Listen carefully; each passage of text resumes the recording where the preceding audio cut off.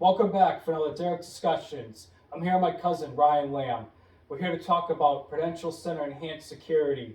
So Ryan, tell me more stories there about the Prudential Center Enhanced Security that you have. Sure, Derek. I'd like to start off by saying how I got the job at the Prudential Center. I was 18 years old when I interviewed for the position. I was the youngest enhanced security team officer on the force. The requirements for the EST were you have to be 21 years of age, have either 3 years of law enforcement or military background, which I had none of that at the time. Uh, I'd like to say how I actually interviewed for the position. I showed up at the Prudential Center interviewing for a job at Sybase in Concord, Mass. But you have to go to the Prudential Center to interview for the job, and that's on the 14th floor of the Prudential Center. And when I got up there, the secretary was this big, black woman, and she said, "Oh no, honey, you can't work here. You're too young. You can't work here." And I said, "Okay." So I got on the elevator, and I held the door open to the elevator. I held the door open for this guy who got in, and he happened to be Kevin Johnson, the vice president of Allied Barton Security Services. And he said to me, "Hey, do you have an interview? Did you have an interview?" And I said, "No, I didn't." I said, "I was too young." He said, "Oh, that's a shame." He said, "Well, what are you applying for?" I said, "Oh, I'm applying for a position at Sybase Security Systems in Concord, Mass." And he said, "Oh, what do you do? Where do you go to school?" And I said, "Oh, I go to school at Norwich University, which is a military college." And he knew what that was. He said, "Oh, Norwich, I know Norwich. That's awesome." And he said, "Why don't we take a ride back up the elevator, and we'll give you a shot at interviewing for a job here at the Prudential Center instead on the enhanced security team." Hmm. And I happened to be in the right place at the right time, and I got in the elevator with him. Went back up the elevator, and I got interviewed for that position at that time. So you know life was good to me at that time. Good, awesome. So what else was going on that was exciting or action packed? Did you have like any bomb threats because enhanced security was made because of 9/11?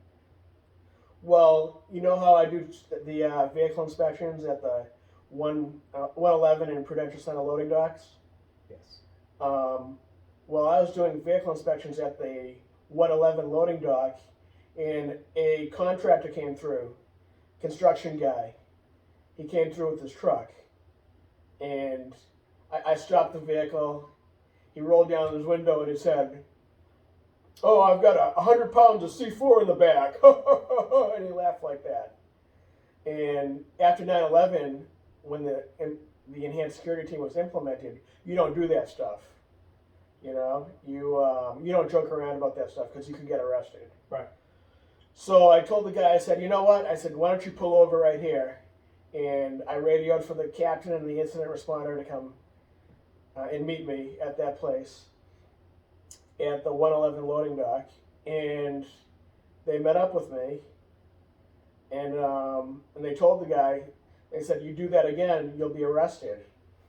And that we completely heavily searched the car, inspected everything inside and out, and we told him basically if that happens again, he would go to jail. Exactly. So that was that. Yeah. So tell me about the guy that you said that was smoking something.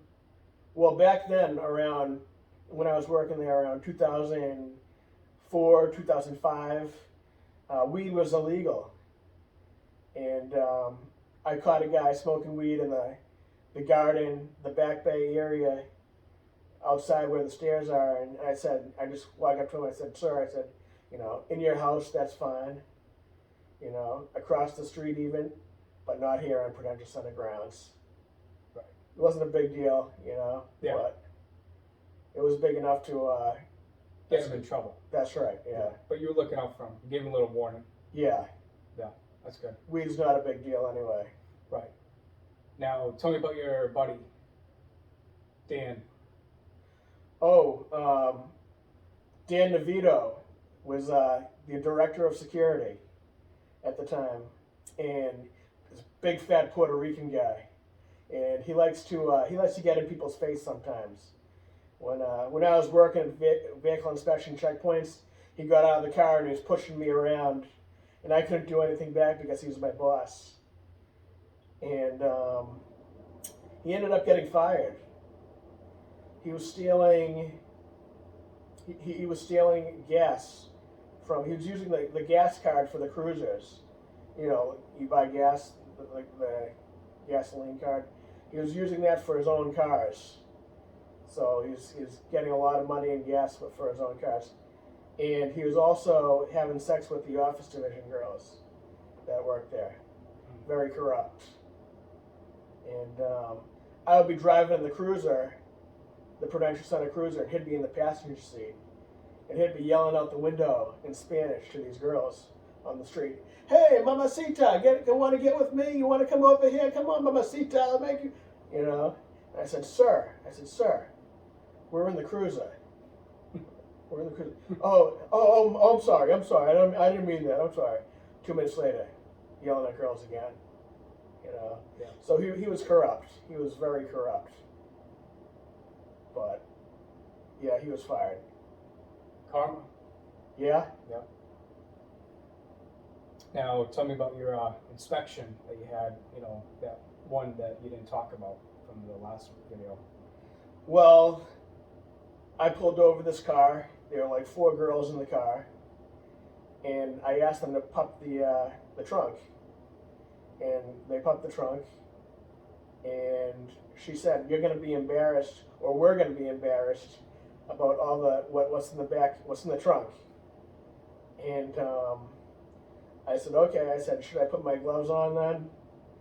And they said I would. So I put my gloves on, my neoprene gloves that I usually wear during inspections. And I looked in the trunk, and I saw a Spencer's bag, and there were all dildos inside. Whether they were used or not, I don't know. But they were all like dildos and vibrators and stuff. And I was like, forget about this. I shut the trunk. I said, okay, you're all set. You know. Yeah. I said, you're good to go. Any other stuff like incidents with escorting people? Like what were difficult people or situations that you were dealing with? One time there was a crackhead in the bathroom, smoking crack in the bathroom, in the food court restroom, and me and Captain Laserchuck had to remove him from the premises. We didn't end up arresting him. A lot of times, if we don't have to arrest at the Prudential Center, we won't because it's a lot of paperwork. Yeah. But what we do a lot is throw them across the street and make sure they don't come back on property. Yeah. And like I said, it's about securing the Prudential Center, the people, the property, and protecting it. No, it's not about enforcing the law as much and arresting. Right. Because security's always watching. That's right. Yeah. It's high-end security. That's good. That's it, huh? That's about it, unless you can think of anything else that we need to go over. No. Well, that's it for today. Thank you for tuning in to our discussions. Like, share, subscribe, and comment on the video.